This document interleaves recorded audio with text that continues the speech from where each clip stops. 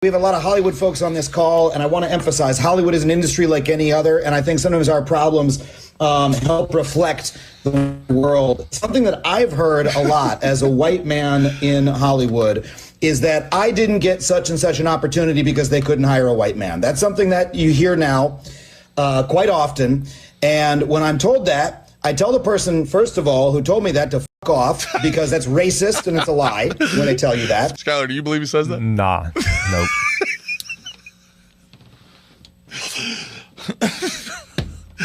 I move my non-dairy soy latte to the side. I lean forward. I look that racist right in his goddamn eyes, and I say, fuck off. Not on my watch, cracker. Hollywood is an industry like any other, and it's reflective of America. Name me one. Name me one industry in America Hollywood is reflective of. Please. Name me one industry in America that could fail, that could commit suicide the way Hollywood has, that could give its people shit sandwich after shit sandwich after shit sandwich and still exist. Defense contractors and Hollywood studios, the only people that get unlimited amounts of resources and never have to produce any results for the American people. I tell him, and I looked him right in his greasy little stinky chalky white eyes, and I told him to f*** off.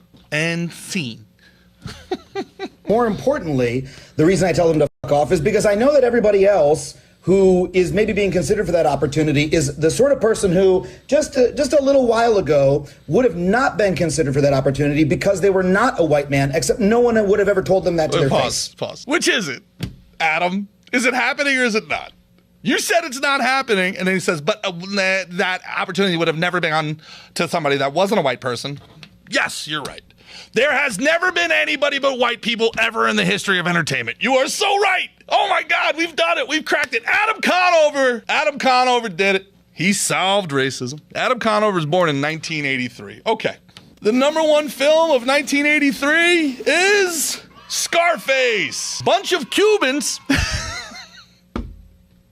There's a white guy lead, no doubt about it, playing a Cuban. The rest of it's Cubans and Jewish guys playing Cubans. Okay, maybe that's to your point. 2, Trading Places. Starring Dan Aykroyd. Oh, God, another white guy, you're right. And Eddie Murphy? How did he get in there? Wait, how? There's no way. Top movie in 1984 was The Terminator. The Terminator was a white guy who could barely speak English, and it was basically Hitler's wet dream. You are absolutely right about that. But did you know that the person originally casted for the role of the Terminator was O.J. Simpson?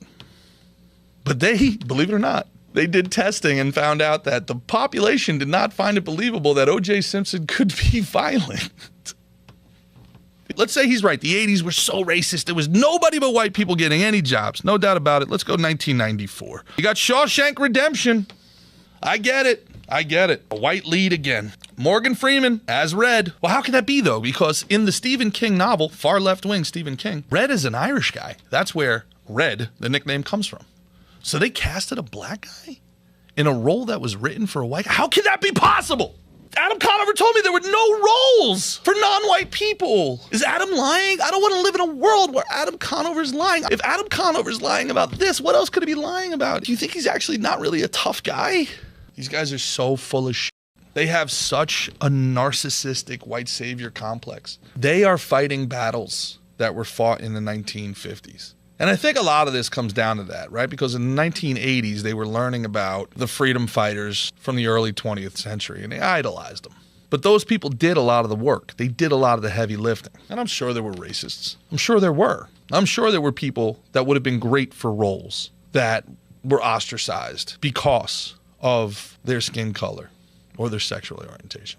I'm positive that happened. Just as I'm positive it's happening now. It was wrong then, and it's wrong now.